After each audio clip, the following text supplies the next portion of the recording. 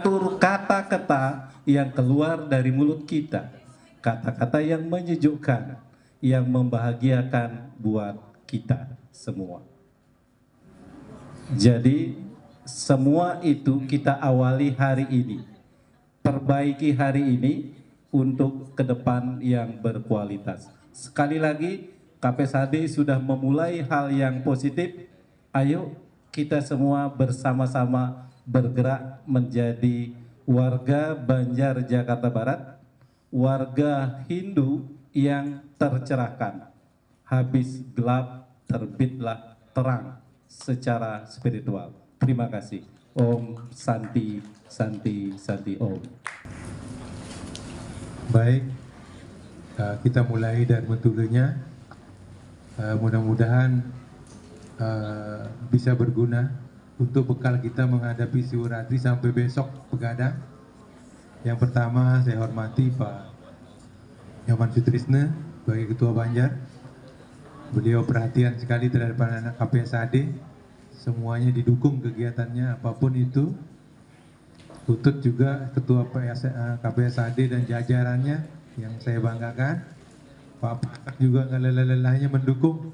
Ketua Pasraman selalu on dia, selalu dimanapun anak-anak Pasraman ini berada, beliau selalu bergerak mendukung.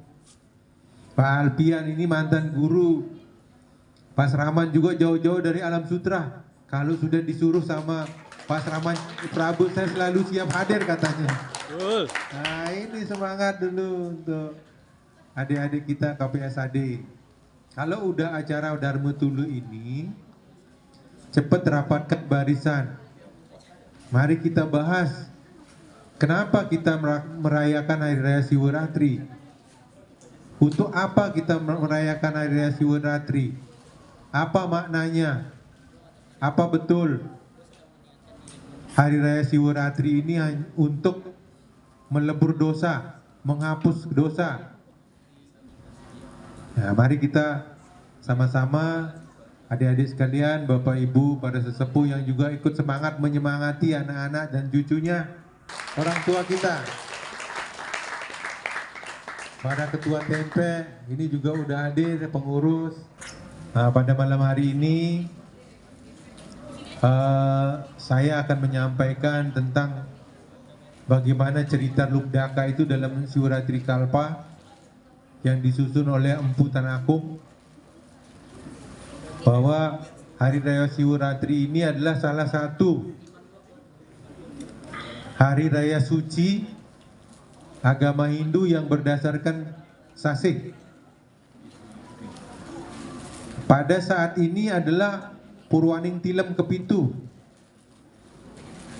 Purwaning Tilem Kepitu ini besok Tilem. Sekarang itu sangat gelap, nggak ada bulan sama sekali. Coba perhatikan, bulan sama sekali tidak ada. Kalau dalam cerita Lubdaka, pada sore hari tadi, dari tadi pagi dia jalan si Lubdaka itu. Dari tadi pagi dia berangkat ke arah timur untuk berburu. Nah, sebenarnya arah timur itu adalah Siwa. Dalam cerita itu dia pergi ke arah timur untuk berburu, untuk memenuhi kebutuhan keluarganya, untuk anak dan istrinya makan, karena pekerjaannya hanya berburu. Ini Lubdaka cerita dalam Siwaratri Kalpa. Ya, dia pergi berburu, dari pagi dia jalan ke hutan, keliling hutan, tetapi tidak menemukan dia. Untuk menghilangkan rasa ngantuknya, rasa lelahnya, rasa dahaganya, dia mencuci muka di sana, tetapi suasana sudah mulai lama-lama mulai gelap. Akhirnya dia ketakutan di dalam hutan. Ini cerita Lubdaka dalam Siwaratri Kalpa. Nanti itu refleksi cerita dulu, nanti Bapak kaitkan. Nah, dia seorang pemburu yang selalu membunuh binatang-binatang makhluk ciptaan Tuhan untuk hidupnya dia. Nah, berarti kategorinya himsa karma. Dia membunuh terus, itu berdosa dia dalam hidupnya. Nah, satu ketika udah malam tiba, dia bingung. Bingung di mana dia akan berteduh. Kalau berteduh di bawah, tiduran di bawah, takut ada macan nanti lewat. Dia tidur, nanti dia dimakan sama binatang buas. Akhirnya dia memutuskan naik ke pohon bilua. Naik dia pohon bilua. Nah, mungkin di sini saya akan merasa aman. Setelah dia naik, tapi bingung di mana dia duduknya enak, biar nggak jatuh. Akhirnya dia dekat duduk di dahan sambil mencari dekat daun. Nah, daun bilua namanya.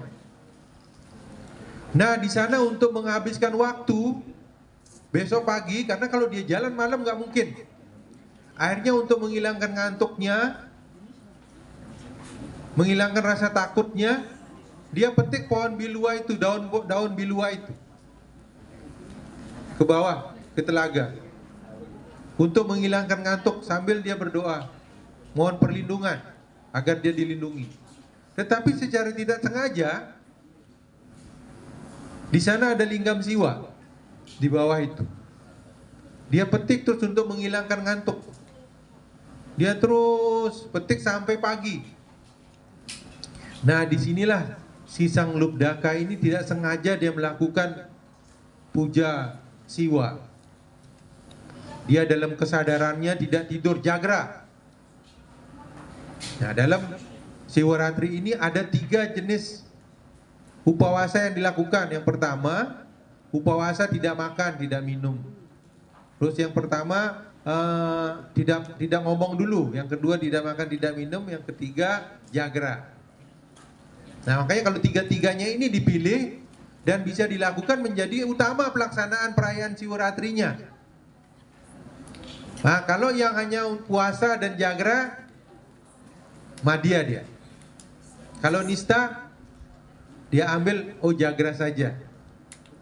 Yang untuk pemula lagi, nanti sampai saya tidurnya nanti jam 1, jam 2 aja cukup saya rasa untuk tahun ini dulu.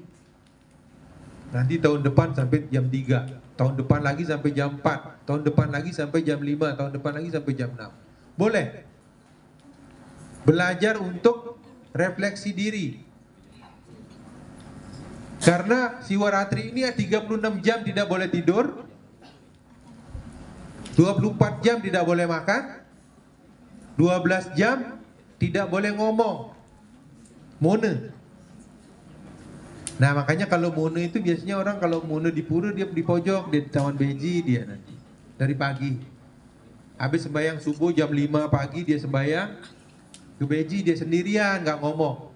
Itu mone berarti dia lakukan. Sampai sore.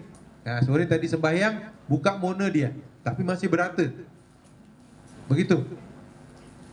Nah, dalam proses Hari Raya Siwaratri ini kita dituntut untuk refleksi diri. Nah, adik-adik kalau punya biasanya sering ribut sama saudaranya, males disuruh sama orang tuanya, sekarang untuk refleksi diri, untuk evaluasi diri. Bisakah nggak berubah nanti di tahun depan? Bisakah berubah untuk tahun-tahun berikutnya yang nggak pernah bakti sama orang tuanya, yang banyak berdosa, yang banyak kekeliruannya, sekarang merenung. Ini Siwaratri ini penting. Karena nanti si Lubdaka ini dalam cerita itu setulang sampai sore perjalanan. Nah, lama kemudian terus dia mati. Dia meninggal tapi diselamatkan oleh Dewa Siwa. Diambil, dia dipindahkan ke surga. Tadinya di neraka karena dia membunuh terus. Karena dia melakukan Brata Siwaratri dengan serius dan benar, langsung dia dibawa ke surga oleh pasukannya Dewa Siwa.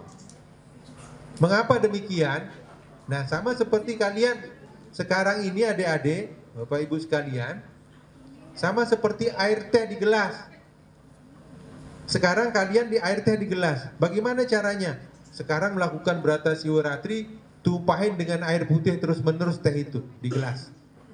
Terus lakukan upawasa, japa mantram, terus-menerus sembahyang dengan benar. Lakukan kewajiban puji trisanji setiap hari 3 kali sehari. Lakukan terus. Tuangin air putih, lama-lama teh yang ada di gelas itu jadi putih enggak? Jadi putih dia. Kita percaya dengan adanya 5 serada. percaya dengan adanya moksa, percaya dengan adanya punarbawa, percaya dengan adanya karma pala, percaya adanya dengan Brahman, terus percaya dengan adanya apa lagi? Satu lagi? Moksa, karma pala, punarbawa, ya,